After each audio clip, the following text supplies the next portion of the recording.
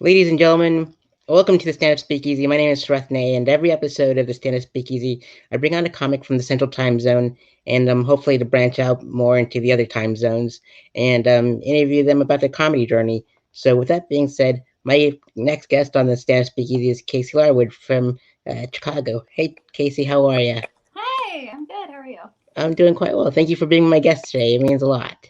Awesome. Thank you for having me. You're welcome, indeed. So you're a former entrepreneur on Comedy with Ed, and what was that working experience like on Comedy with Ed? I'll be very honest. I think that's a company change.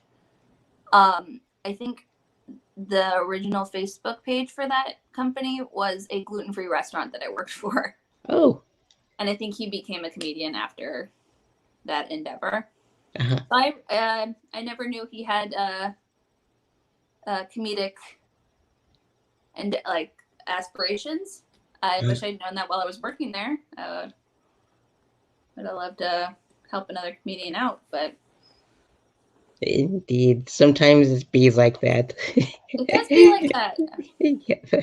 Yeah. Indeed. So, um, you were also a freelance writer at the L Stop, and what was that writing gig like? That was cool. When I was younger, there was a website that wanted to create content for lesbians in Chicago, and I reached out to them, being like, I would also like to contribute in any way I could, and they were really good at letting me kind of explore like slightly comedic, diary-esque writing about my experience dating in Chicago, which was really fun. Awesome. Good stuff. And you were also a comedy writer at the EGen.TV. When what was that like? Oh, that was weird. Um, it was fun. It was a live stream late night show that they were trying to start in Chicago. That was being filmed in a restaurant, I guess. But it was very bizarre. One day we went in to film, and the restaurant just was gone. So, not sure. It could have been something real amazing, and I always wonder if what it would be like if we kept going with it. But Indeed, most definitely. And you've also studied writing at the Second City, and I've always wanted to study there. And what was your experience like as studying writing over there? it's really good. It's it's a good course structure if you need help kind of guiding your writing and kind of motivating yourself to write, especially if you don't really know or have any experience with sketch writing, which I didn't at the time. So it was pretty fun. I didn't stick with it though, and sometimes I wonder if I should have. Indeed, it happens. And you also went to DePaul University to study creative writing. And what were those years at DePaul like? They were really good. It was a nice school, and I really feel like I got to explore writing and meet a lot of nice people that I still am very close to today. Awesome, good stuff. That's a really cool school that you went to. I hear lots of cool stories about that place. Where did you go? I went to Colorado State University Pueblo, and Okay. it's kind of like CSU, but like the sister school, but it's like a much cheaper school to go to. So they're not like the CSU Rams, but we're Sure. like we're the Thunderbolts. And I studied journalism there, and um, Nice. and it was a lot of fun. I was a concert journalist at first, and I got to move out to Los Angeles, and I got to cover all my favorite concerts I ever like musicians I ever grew up listening to for free, That sounds and wild. it was the most awesome experience ever. And but now I focus on comedy journalism because there's hardly any stand-up comedy journalism journalists out there, That's and true. I thought, well, let's do that, and so it's been a lot of fun so far. Cool. Yeah, indeed. And Casey, for this next portion is the portion that I ask all the comics that I've interviewed, and we have some guests on the show, or audience members in the audience watching. So if you'd like to jump in on the chat, you're more than welcome to, but be nice to us. So, Casey, what inspired you to perform stand-up comedy? Some friends of mine that I was working with at that show, eGen, they were all stand-up comedians that were going to school at DePaul, and they were like, you should do stand-up. If you're gonna really be serious about comedy writing, you should do your own material. And I was like, don't tell me what to do. And then about a year later, I was like, okay, maybe I'll try it. And then I did stand up one night in open mic, and I was like, oh, I love telling my jokes because I don't butcher them at all. So, and after that, I was like hooked. Indeed. And what was it feeling like when you first performed stand-up? Oh God, I really enjoyed it, and it's really like it's an adrenaline rush still, but I feel like I could feel my knees shaking and just like my voice shaking, and I don't know if that ever went away. I think I'm still always a little terrified when I go up on stage, but not as intensely, maybe. Indeed, most definitely. And what are your favorite comedy specials and comedy record albums? Comedy specials. One I go back to a lot is a couple. Sarah Silverman's Specks of Dust is one that she released. I thought it was really impressive. It was a lot different from anything else she had produced. And it's just very earnest and honest, and it's not as like hard, like overt attempts to be shocking or vulgar that we've seen from her. We, judge her for. And I'm trying to think of other specials. Lisa Traeger's Half Hour on Netflix is incredible. It's on the Degenerates series. I recommend people watch it. I think it's brilliant. Focused one half-hour special. Indeed. And most of those folks have been on TV and film, and I want to know if your sitcoms, sketch shows, and comedy films are. Favorite sitcoms? I feel like I have a soft spot for some older stuff like Cheers. And I guess an extension of that would be I really like Frasier. I think the writing on sitcoms like that is really good. And more newer stuff, I'll watch Parks and Rec a few times in the winter, just because nothing new's coming on. And then what was the other part of the question? Sorry. Sketch shows and comedy films. Sketch shows. God, I feel like everyone says gotta say SNL. I feel like that comes up a lot. Indeed. And comedy films? Comedy films. I will always say that like my favorite go-to movie is probably Young Frankenstein, because I think it was just like a really good early example of very subtle, nuanced humor mixed with very absurdist physical comedy. Excellent choice, most definitely. And if you can go on tour with any comedian locally and internationally known, which comedians would you like to go on tour with? Oh, such a good question. I don't know who. Locally, I would love to go on tour with Chelsea Hood. I think she's incredible. And internationally known, I would probably pick a former local, Beth Stelling. I think she's so talented. Indeed. And if you can get roasted by 5 comedians, past and present, which comedians would you like to get roasted by? Roasted?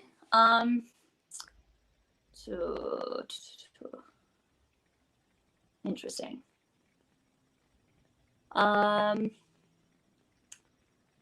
would say, ooh, that's so good. That's such a good question. Should have prepared better for this. Past and present. I would probably love to be roasted by a local comic of some sort. Probably my dear friend Lee Abawab, I think, would be an incredible roaster of me. They would just devastate me. Some living comics, I think, would do a really good job at devastating me as well. Nikki Glazer, I think, would kill me. Gilbert Gottfried, just because he would just scream heinous things at me, and it would just hurt my feelings, even if it wasn't related to anything about me. I don't know, maybe Rickles, just because I feel like, he gets a pass or whatever he says.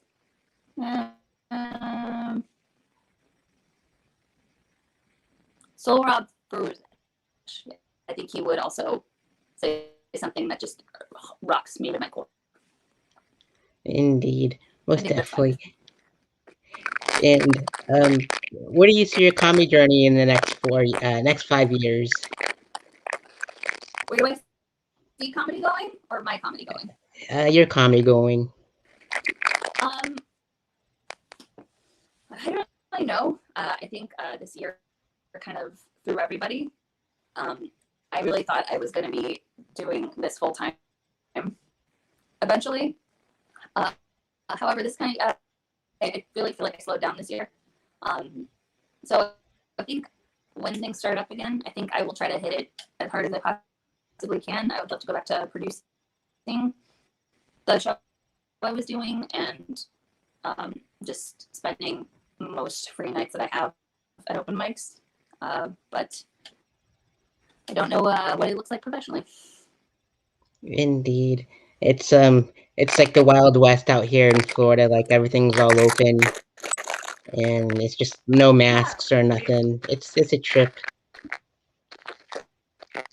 So nobody's wearing masks?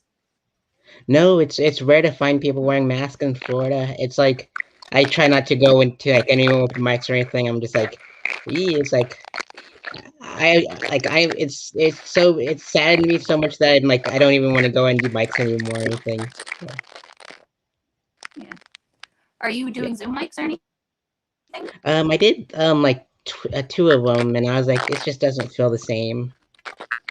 Like I'd much rather be on stage, and like the crowd is what fuels me. And when there's a delay of laughter, it's just like, oh, this is not that fun.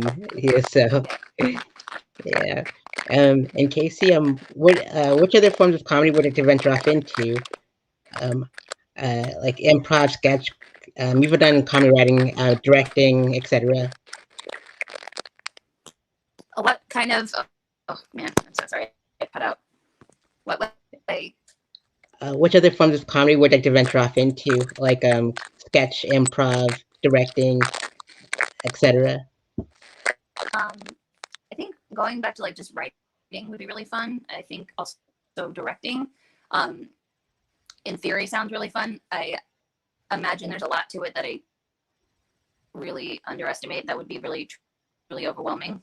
But I think it'd be fun to help create like a series or a movie. Indeed. I forgot to ask you, have you done any Zoom shows yourself, and what is your experience like with those? With what shows? With Zoom shows and such? What are your experiences with those and your thoughts on them?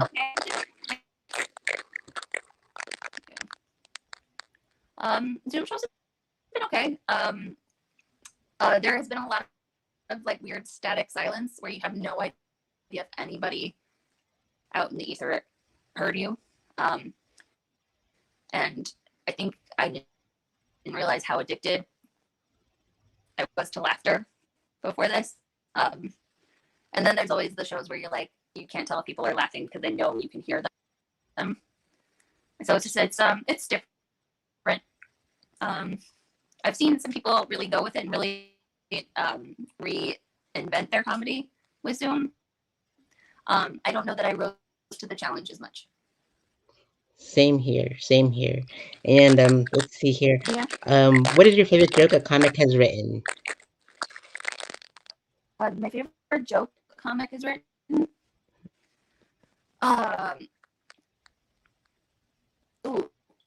There's one that I lost it. It takes a lot for me to laugh every time I hear a show. Rebecca Gibson. I don't know if you've met her. She's a local Chicago comic, and she's so funny. She had a joke where she talks about how it's weird that some people like being spanked, because that is also a form of punishment, and that there's going to be a generation of people that get off um, by their partner taking their phone. I'm butchering it. That was butchered. That was terrible. She like acts it out, and it's brilliant. I just can't commit to it like she does. That's good stuff. I just got the gist of it, but I can't wait to see that live in person. I'll be in there in Chicago in October for a festival myself, so looking forward. Hopefully, they don't postpone it anymore, and we'll see what happens. And what experience would you like your audience to take with them after a set is over? Which what? What experience would you like your audience to take with them after a set is over? Oh, that's a very deep question. I would hope that they enjoyed my set. I would hope that they knew how much I needed them to like me. I don't know. I always love it when people come and talk after a show about everything about the show, not just what I did. It's always nice to hear what they liked. I guess I just need people to like me. Indeed, same here. All comedians need love from the crowd. And so, Casey, for this next portion is you were nominated by a fellow Chicago comic to be my guest on the Stand Up Speakeasy. I'm not sure what that noise is in the background, but it's like someone's eating popcorn or something, but I'm not sure. But it might be my internet connection. Who knows? But Casey, Okay, maybe. which comedians would you like to see as my next guest on the Stand Up Speakeasy?